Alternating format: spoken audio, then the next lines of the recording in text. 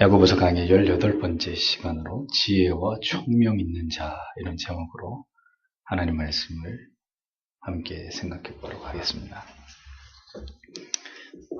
야고보 사도가 강조하고 있는 이 혀의 중요성에 대한 경고는 사실 거짓 사도들과 교사들이 그 대상이었던 것을 볼 수 있습니다. 물론 그러나 성경은 모든 시대에 모든 성도님들과 교회에 하시는 말씀이기 때문에 우리가 우리 모두에게 주시는 하나님의 말씀으로 받지만 이 말씀의 배경과 사도의 의도가 그러하다는 점을 여러분들에게 말씀드리는 거예요. 그래서 우리 모두가 다 혀를 주의해야 되겠지만 특별히 야고보 사도가 야고보서 3장에서 이 혀의 중요성을 이야기할 때 그 타겟은 거짓 사도들, 거짓 교사들, 그들이었다는 것을 염두하면서 우리가 이 말씀을 생각해 볼 필요가 있습니다.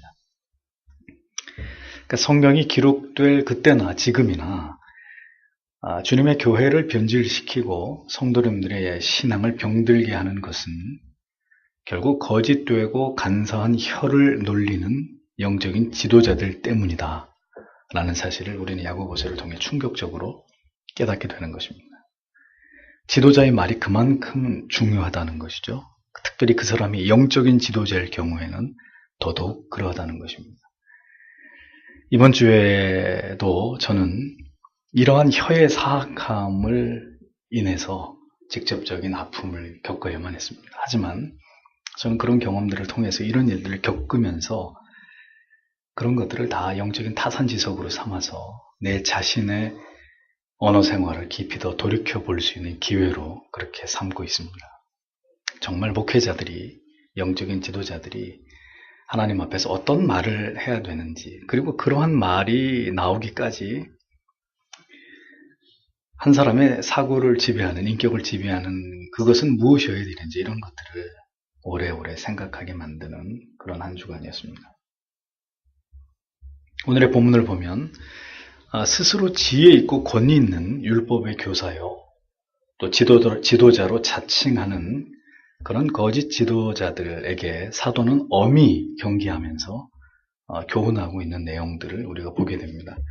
13절의 내용을 보면 너희 가운데 지식을 갖추고 지혜로운 자가 누구냐? 그는 지혜의 온유함으로 선한 생활에서 나오는 자신의 행위를 보일지니라. 금정에게는 이렇게 번역을 해놨습니다.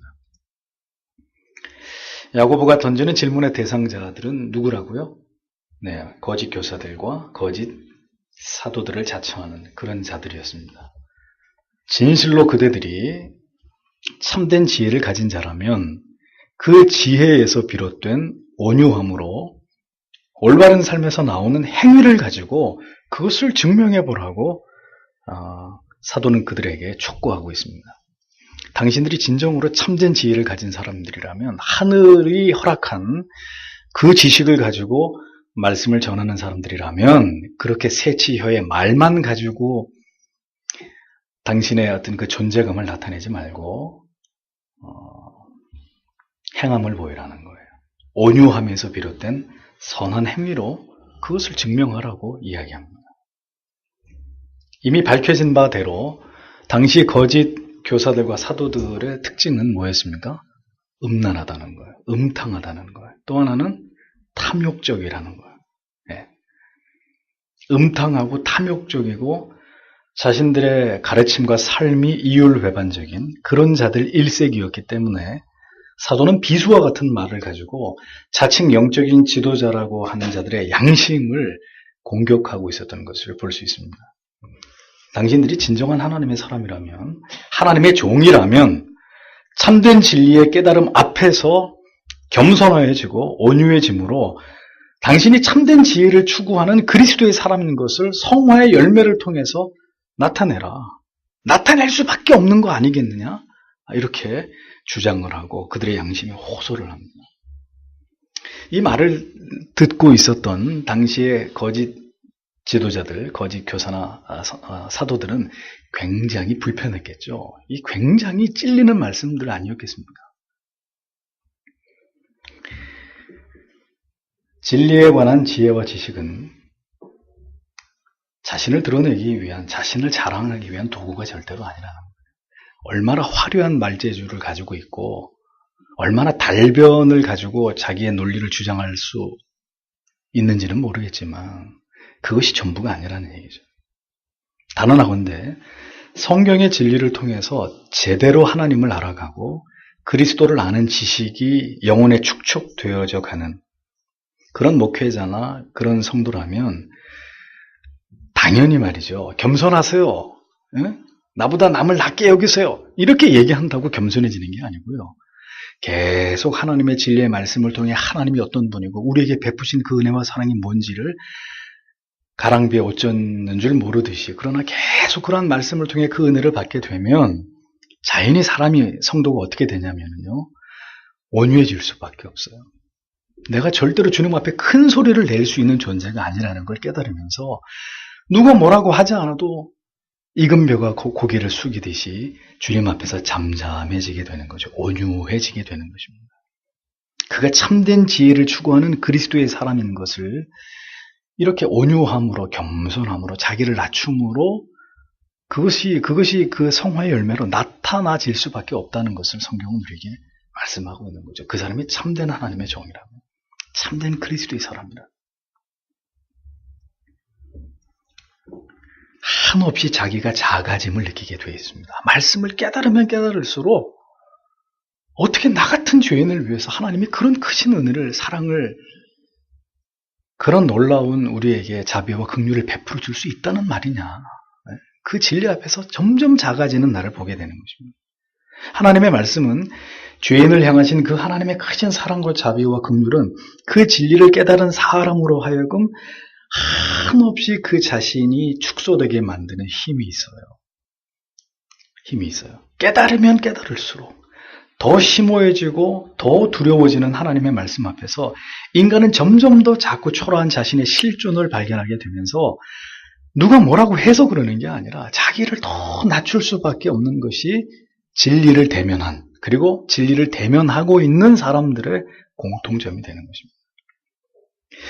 이런 진리의 맛을 보지 못하는 교회는 목회자부터 시작해서 온통 성도님들이 교만한 사람이 일색일 수밖에 없고요. 전부 다 자기 목소리 내고 자기 주장하고 자기 고집대로 하려고, 그리고 당과 팔을 나누는 이런 모습들이 나타날 수밖에 없고, 하나님의 살아계신 말씀 앞에서 이렇게 죄인인 우리 자신의 실존을 발견하고 있는 목회자나 성도는 점점 시간이 흘러갈수록 주여, 우리는 모두 죄인입니다.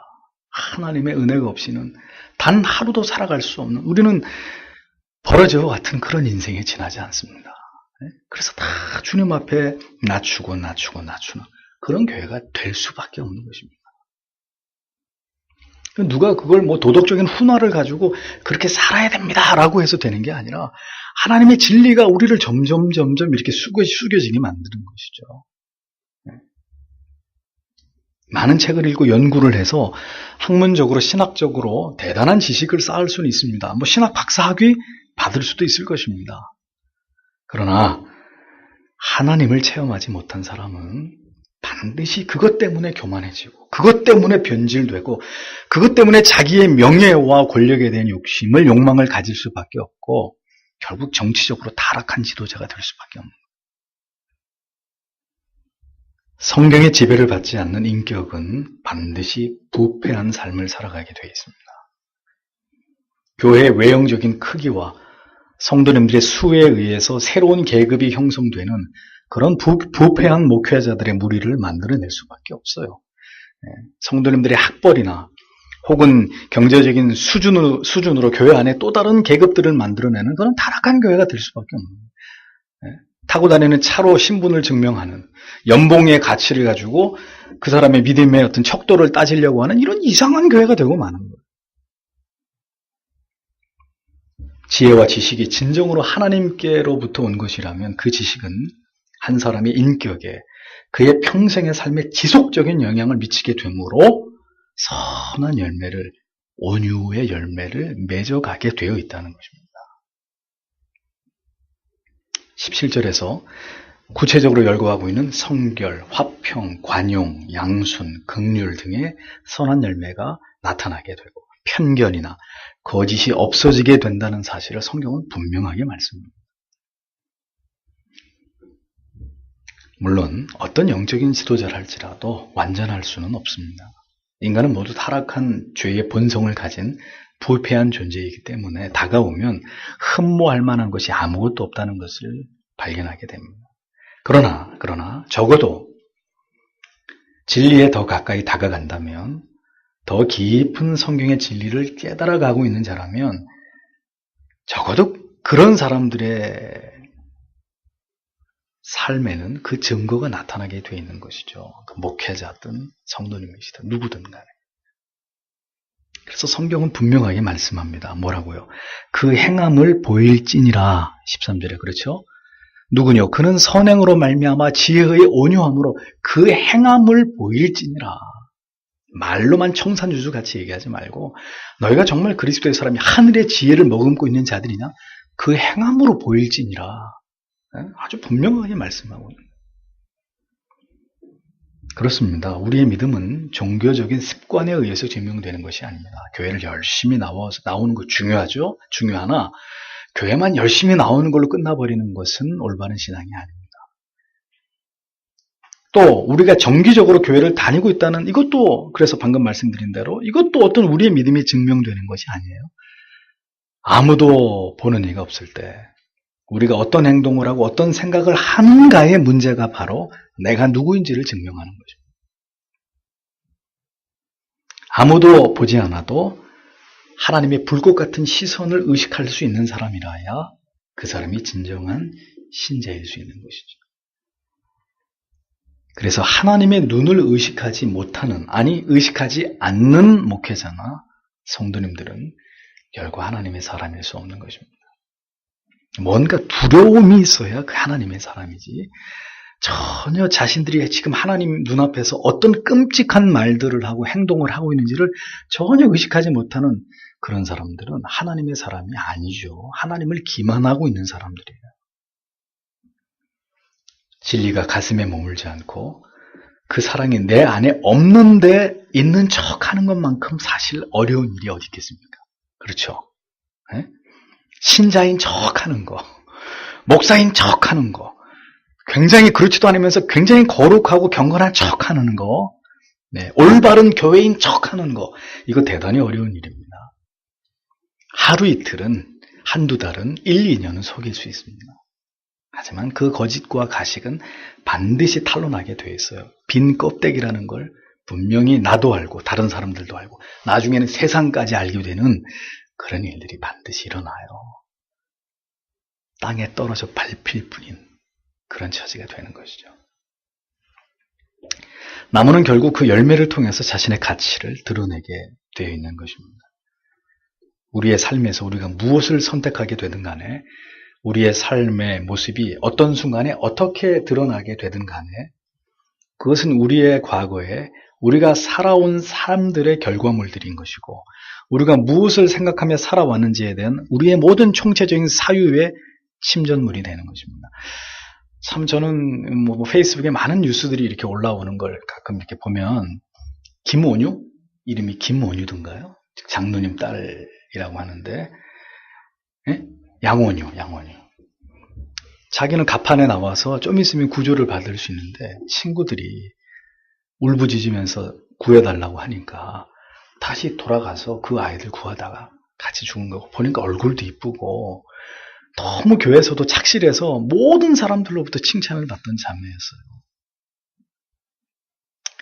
또 어떤 분은 역시 장로님이신지 안수 집사님이신지 잘 모르는데 딸을 잃었는데 그 자기의 신앙의 고백을 적었어요. 그런데 그 구절구절이 절대적인 하나님의 주권을 믿으면서 아들인 것 같아요. 우리 아들이 구원받은 거 감사하고 참 하나님이 이렇게 영광스럽게 하나님이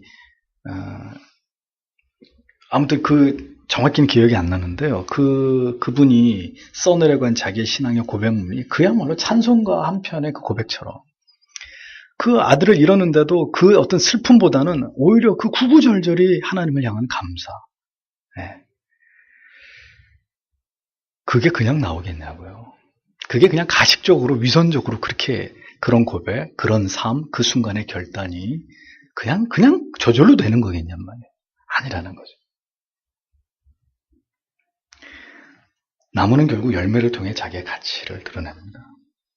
결코 안에 있는 것이 감추어지지 않습니다. 모든 것은 드러나고 증명되기 마련이에요. 속에 아름다운 것이 있으면 결정적인 순간에 가장 아름다운 빛을 드러내면서 그게 나타나는 거죠. 속에 추하고 더러운 것이 있으면 그 순간에 마침내 그 추하고 더러운 것이 드러나서 인간의 그 본연의 죄악된 모습들이 지위 고하를 막론하고 다 드러나는 거예요. 우리는 이 짧은 시간 동안 우리 앞에 벌어진 비극을 보면서 인간들이 나타내 보일 수 있는 가장 추한 모습을 다 보고, 그렇죠? 가장 슬픈 것부터, 가장 아름답고 고귀한 것부터, 가장 추하고 더러운 것까지, 이번에 이 한 사건을 통해서 하나님이 인생 이 군상들의 모든 그 속에 담겨 있는 것들을 다 드러내시는 거예요. 이게 오늘 우리의 모습이라고 하나님이 이렇게 까서 버선 뒤집어서 나타내듯이 다 보여주시는 거예요. 이 사건을 통해서. 우리가 누구인지, 이 나라가 어떤 나라인지. 충격이죠. 완전히 발가벗겨지는 듯한 수치를 우리가 느끼지 않습니까? 이래도 깨닫지 못하면 이제 참 우리는 소망 없는 민족이 되는 것이죠. 사도는 표리부동한 당시 종교적인 지도자들에게 강력하게 그것을 고발하면서 그들의 양심을 공격합니다. 14절에 보면 그러나 너희 마음속에 독한 시기와 다툼이 있으면 자랑하지 말고 진리를 거슬러 거짓말하지 말아라 제발. 야고보의 이 그들을 향한 이 날선 표현들을 보세요. 참된 진리로 인해서 내면과 영혼 깊이 영향을 받지 못하고 진리의 거울 앞에서 자신을 비춰보는 일을 게을리한 자들에게 결국 나타나게 되는 신앙의 인격적인 결함, 모순이 뭐냐? 독한 시기와 그로 인한 다툼이다. 누가? 영적인 지도자들이라는 사람들이. 시기와 다툼이 일어난다 이겁니다. 선행과 온유함은 참된 진리에 근거한 올바른 지혜와 지식을 추구할 때 그것이 우리 안에 있을 때 그것이 드러나는 것이고, 그래서 그런 것들이 드러나는 성도님들이 있고, 성도라고 이름하고 영적인 지도자라고는 하나 시도 때도 없이 시기와 다툼과 분노를 가지고 하나님의 진리를 거스르는 자들이 있다고 야고보 사도는 정확하게 표현하고 있는 거예요.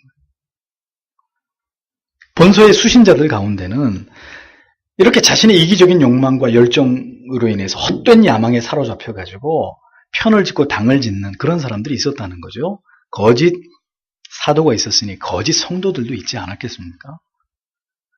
그들은 교만하여져서 하나님의 말씀을 거역하면서 교회에 큰 아픔과 고통을 주는 존재들이 되었다는 이야기입니다.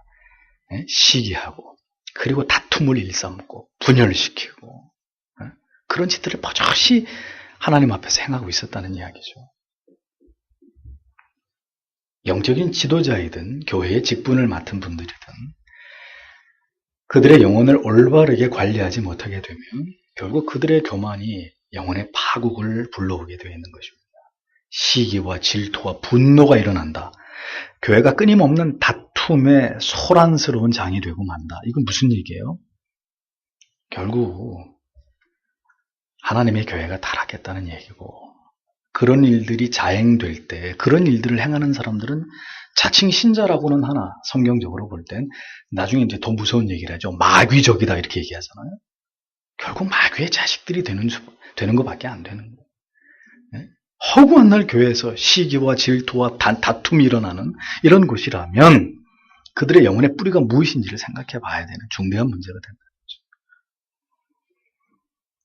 자, 여러분, 저와 여러분들은 이런 일들을 겪으면서 정말 이 성경의 진리가 참된 증거라는 사실을 우린 소름이 돋도록 깨닫습니다. 정말 그렇구나. 정말 교회가 다 교회가 아닌 것이고, 성도가 다 성도가 아닌 것이고, 영적인 지도자, 목회자가 다 목회자가 아닌 것이고, 정말 그렇다. 이 성경의 말씀이 참이로구나. 정말 시기와 다툼과 질투가 끊이지 않는, 그렇게 되는 거구나. 우리가 다 느끼지 않았습니까? 진실로 하나님께서 통치하지 않으시면, 하나님의 말씀이 우리를 지배하지 않으면 목회자와 성도님들과 교회가 얼마나 악해지고 추해지고 시기와 다툼이 분열이 끊이지 않은 것이 될 수 있는지를 똑똑히 보고 우리는 체험을 해봤습니다. 진리가 거짓되면 신앙이 거짓될 수밖에 없는 것이고 우리의 인격이 거짓될 수밖에 없는 것이고 우리의 삶 자체가 하나님 앞에 가식과 위선이 될 수밖에 없는 거예요. 그러면 하나님을 기만하는 것, 자기를 기만하는 것이고 어떻게 되면 결국은 우리가 우리 스스로 무덤을 파고 영적인 혼란 속에 우리가 빠져버리게 되는 거죠. 그러니까 진리를 쫓지 않으면은요, 진리를 쫓지 않는 성도와 교회는 진리를 쫓지 않는 진리의 말씀이 좀 부족한 정도의 교회와 성도와 목회자가 되는 것이 아니라 그때부터는 독한 시기와 다툼이 일어나고 교만에 빠지고 진리를 거스려서 오늘 성경에 나오죠. 모든 것을 속이고 기만하는 사악한 마귀의 집단이 되고 마는 거예요. 무서운 일입니다. 그렇게 해서 기독교가 흥왕하다가 기독교가 자유와 하나님이 주시는 평안 속에서 잘 가는 듯 하다가 어떻게 했어요? 전부 다 곤두박질 친 거예요. 타락하고 부패하고.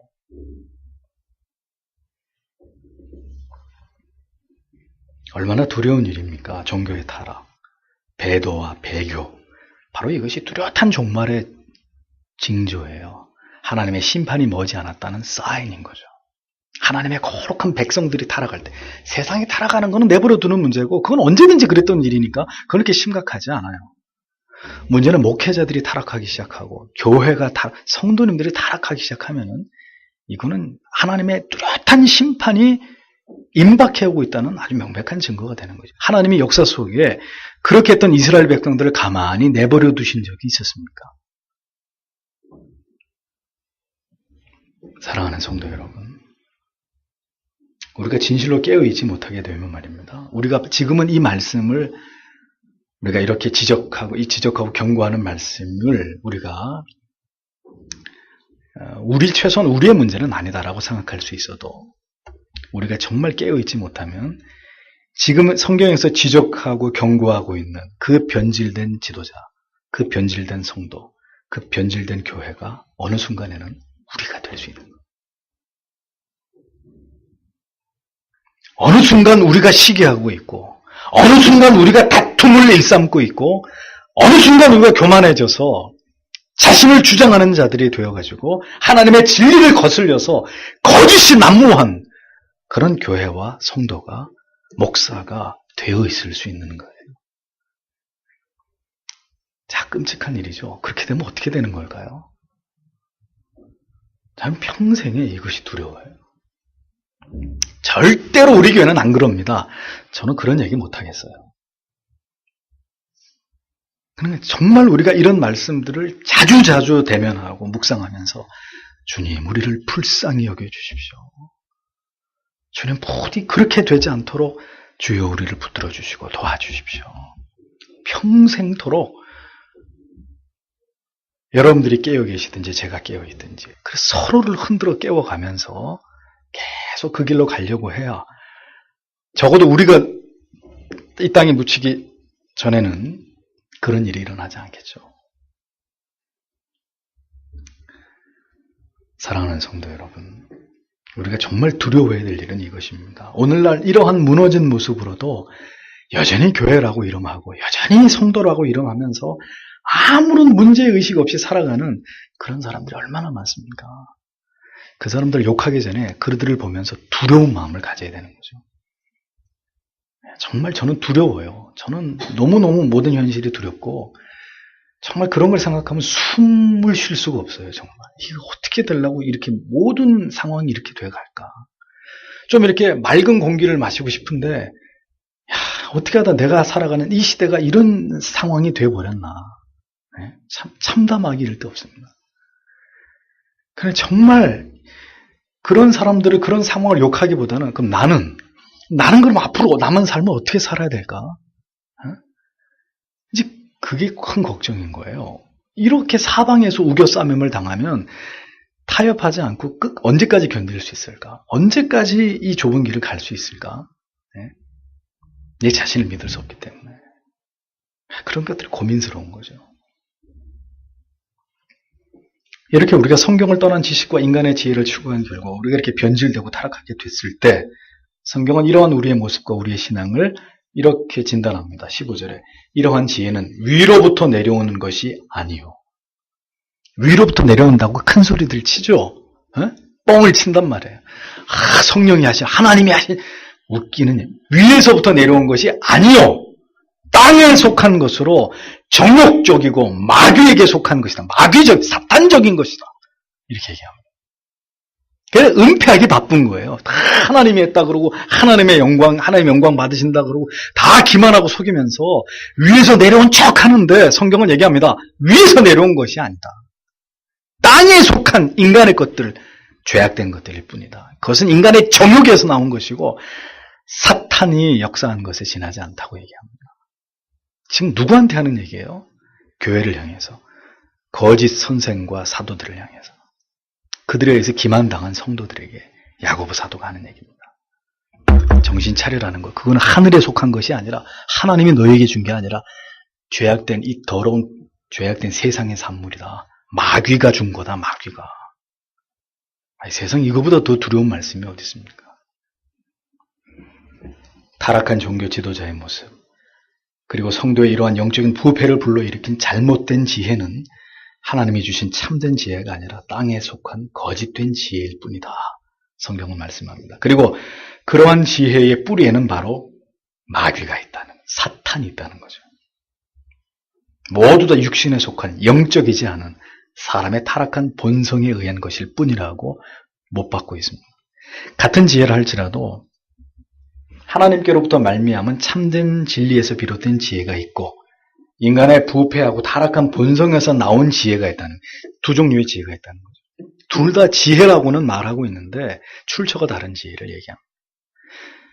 어떤 성도님은, 어떤 교회는, 어떤 목회자는 이러한 신령한 영적인 지혜로 하나님을 경외할 것이고 또 다른 성도와 또 다른 교회와 또 다른 영적 지도자는 인간의 타락한 본성에서 비롯된 그 뿌리가 마귀적인 사탄의 지혜를 가지고 세상의 악한 지혜를 가지고 자신들의 종교 생활을 이어갈 자들이 있을 것이라고, 아니 있다고 이미 그 시대에 성경은 분명하게 얘기하고 있습니다. 차라리 여기서 그냥 그들은 세상이다, 하나님을 모르는 자들이라 이러면 좀 간단해지는데 아니에요. 교회 안에 그렇단 말이에요. 영적인 지도자들 안에 그렇고 성도라고 이름하는 분들 안에 이렇게 하늘에서 온 지혜가 있고 땅에서 올라온 지혜를 가진 자들이 있다는 거예요. 그러므로 교회는 두 지혜 가운데 한 지혜만의 영향을 받게 되어 있다는 것을 잊어버리면 안 됩니다. 따라서 마귀의 지배를 받는 것이 아니면 성령의 지배를 받는 것이겠죠. 마귀와 성령의 지배를 같이 받을 수는 없습니다.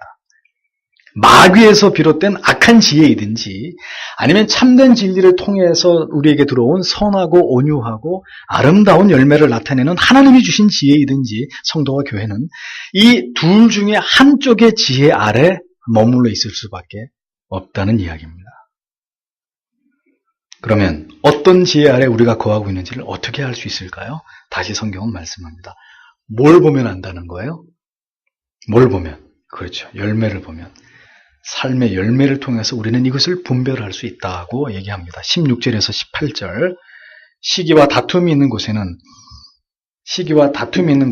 거기에는 혼란과 모든 악한 일이 있느니라. 그러나 위로부터 난 지혜는 순수하고 화평하고 부드럽고 간청을 잘 들어주며 긍휼과 선한 열매로 가득하고 차별이 없고 위선이 없나니 의의 열매는 화평케 하는 자들의 화평 속에서 뿌려졌느니라. 성경이 말씀합니다. 그렇기 때문에 한 교회 안에서요, 그리고 그 교회를 구성하고 있는 목회자와 성도님들 심령 안에서 만약에 언제든지 시기와 다툼이 가득함을 보게 된다면 우리는 무슨 지혜 아래 있다는 거예요? 세상에서 나온 지혜 아래 있다는 거죠. 한마디로 악한 지혜 아래 있다는 이야기고요. 언제나 이러한 혼란과 그래서 악한 일들 속에서 우리가 위선된, 가식된 신앙생활을 할 수밖에 없다는 이야기고, 만약에 우리 안에 있는 지혜가 참된 하늘의 지혜라면 우리는 공동체 안에서 그리고 서로의 모습 안에서 성결과 화평과 관용과 양순과 긍휼의 선한 열매와 편견이 없는, 거짓이 없는 그런 삶을 살아가려고 매 순간 최선을 다하는 그런 아름다운 모습을 보게 되어 있다고 성경은 우리에게 가르쳐 주는 거예요. 그러니까 무엇을 쫓는가 하는 문제는 이렇게 중요한 것입니다. 바른 진리, 하늘에서 비롯된 지혜를 쫓으면 우리의 삶이 그것을 따라갈 것이고, 그릇된 진리, 땅에서 나온 지혜를 쫓아가면 우리는 그렇게 포악하고 다툼과 분열을 일삼는 공동체가 될 수밖에 없는 것이고, 성경은 그 원리를 아주 뚜렷하게 설명해 주는 거예요. 거짓의 진리와 지혜를 받은 자들은 분리주의자들입니다. 시기와 다툼을 일삼는 사람들, 나하고 틀리면 그것을 용납하지 않는 사람들이죠. 그러나 하늘의 지혜와 진리를 받은 자들은 화평을 도모하면서 그 화평으로 인해서 마침내 그가 의로운 하나님의 자녀, 의로운 주님의 교회라는 것을 증명하게 된다고 성경은 말씀합니다. 그래서 주께서 말씀하셨죠. 너희는 먼저 그의 나라와 그의 의를 구하라. 하나님께서 기뻐하시는 의는 이렇게 올바른 진리를 따라서 참된 지혜를 구하면서 그리스도를 닮아가려고 하는 사람의 인격과 영혼 안에서 그런 성도님들이 모이신 교회를 통해서 아름답게 나타나게 되는 것입니다. 따라서 우리가 붙든 진리가, 우리가 붙든 지혜가 어떤 것인지에 따라서 하나님의 의를 이루어 드리는 거룩한 교회와 성도님들이 되실 수 있으시고, 하나님을 위하는 것 같으나 잘못된 지혜를 붙들어서, 사람의 지혜, 땅의 것을 붙들어서 결국은 거짓과 분열과 시기와 다툼 속에 온갖 악이 자행되는 마귀의 편에 선 자들이 될 수도 있다는 것을 우리는 잊지 말아야 합니다. 그렇기 때문에 우리는 자신에게 물어봐야 돼요. 우리의 양심에다가 오늘도 물어봐야 되는 거예요. 우리는 무엇을 추구하는 성도이냐? 우리 교회는 어떤 목적과 가치를 추구하는 교회이냐?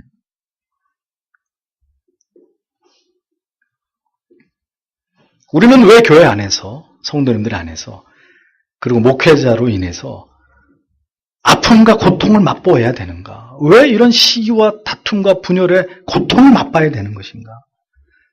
이런 고민들이 있어야 되는 거죠. 만약에 우리가 그런 교회라면. 그래서 이런 말씀을 통해서 결론을 내려야 돼요. 여러분들이 지각을 가지고 하나님의 말씀을 분별해야 될 하나님의 자녀라면 결론을 내려야 돼요. 어떤 결론이요?